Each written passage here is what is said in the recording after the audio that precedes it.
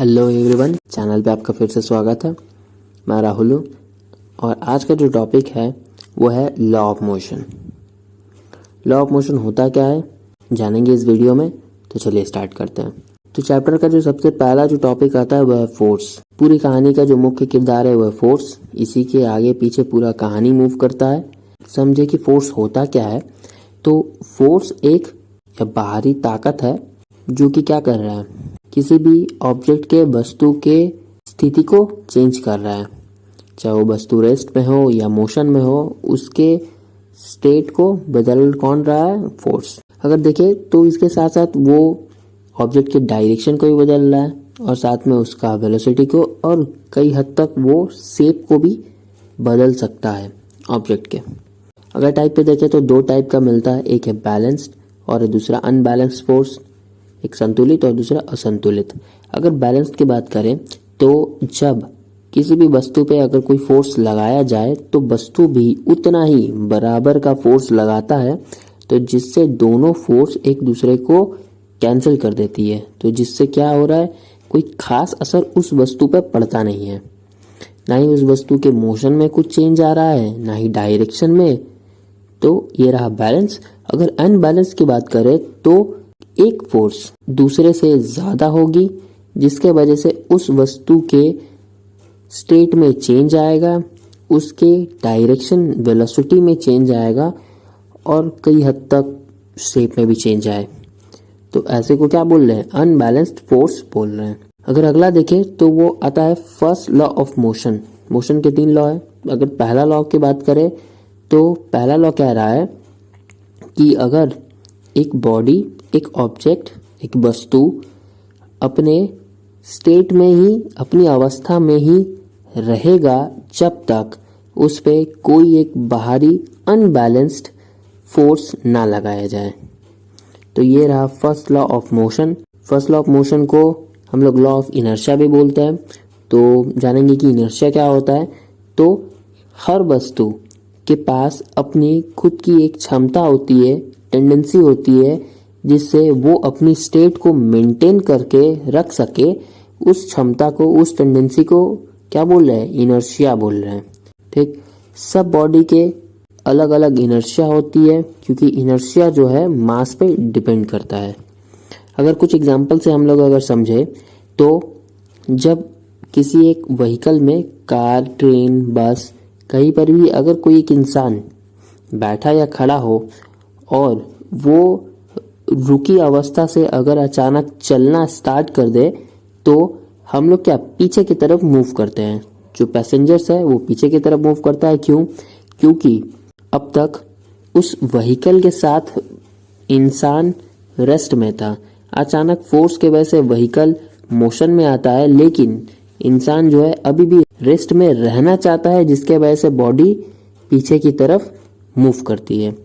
एक और एग्जाम्पल देखें तो अगर एक इंसान व्हीकल के साथ अगर मूव कर रही है, अचानक फोर्स के एक्शन में व्हीकल रुकता है, तो इंसान अभी भी अपने स्टेट को, मोशन को मेंटेन करने के कारण वो आगे की तरफ मूव करता है। तो अगला देखें तो वह है second law of motion. Second law में सबसे पहला जो टर्म आ रहा है वो है मोमेंटम। तो मोमेंटम, किसी भी ऑब्जेक्ट का मोमेंटम उसके मास और वेलोसिटी का प्रोडक्ट को बोलते हैं, जिसको हम लोग मोमेंटम को डिनोट करते हैं P से। तो P बराबर हो जाएगा m इंटू वी। ये एक वेक्टर क्वांटिटी होता है जिसका अपना खुद का डायरेक्शन एंड मैग्नीट्यूड भी होता है। अगर सेकेंड लॉ जाने की क्या होता है तो सेकेंड लॉ कह रहा है कि the rate change of momentum, momentum की चेंज होने की दर उस वस्तु पे अप्लाई किया गया फोर्स के डायरेक्टली प्रोपोर्शनल है, एंड जो मूवमेंट होगा, जो दिशा में परिवर्तन होगा, वो फोर्स के दिशा में ही होगा। अगर इसका हम लोग रिप्रेजेंटेशन देखें, जैसे हमने कहा कि रेट चेंज ऑफ मोमेंटम, तो P हमारा हो जाएगा मोमेंटम।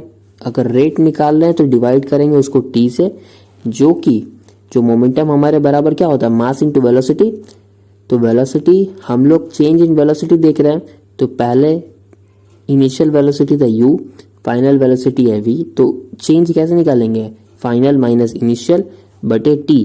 तो ये पहला, अगर हम v minus you by T के जगह पे हम लोग ये लिख सकते हैं जो कि एक्सेलरेशन है।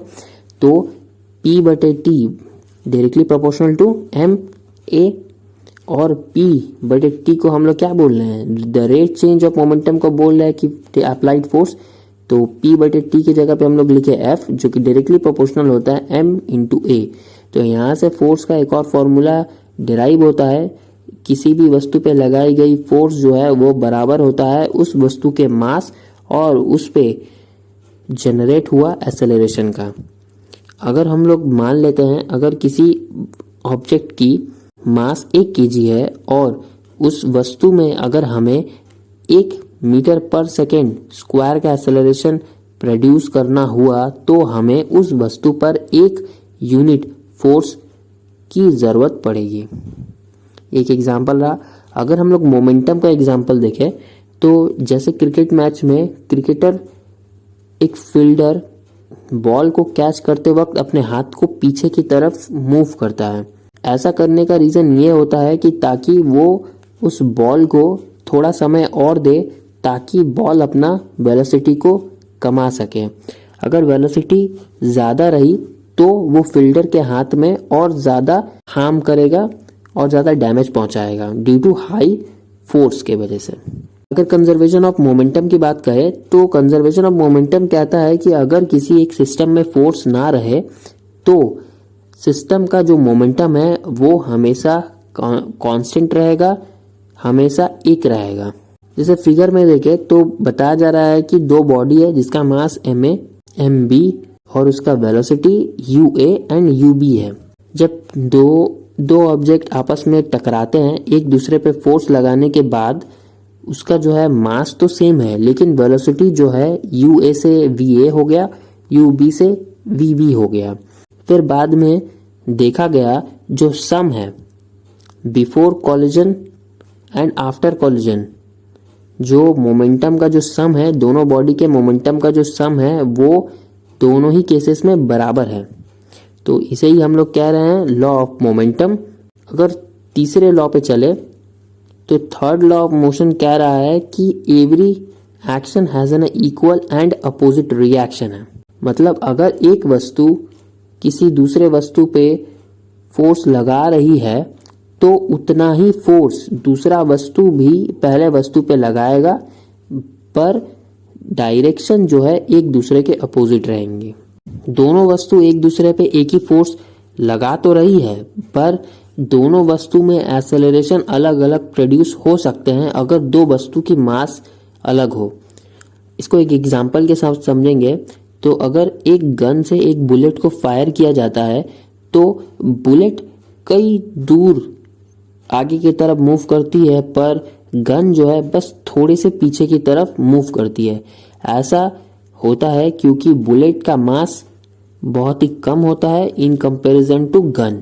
तो ये पूरा आज का चैप्टर रहा लॉ ऑफ मोशन का। आशा करता हूँ कि आपको पूरा चैप्टर समझ में आया होगा। अगर आपको कुछ भी डाउट रहता है तो आप बेझिझक कमेंट में हमसे पूछ सकते हैं, और अगर आप इस चैनल पे नए हैं तो नीचे सब्सक्राइब वाला बटन दबाकर हमसे जुड़ना ना भूलें। तब तक के लिए मिलते हैं अगले वीडियो में।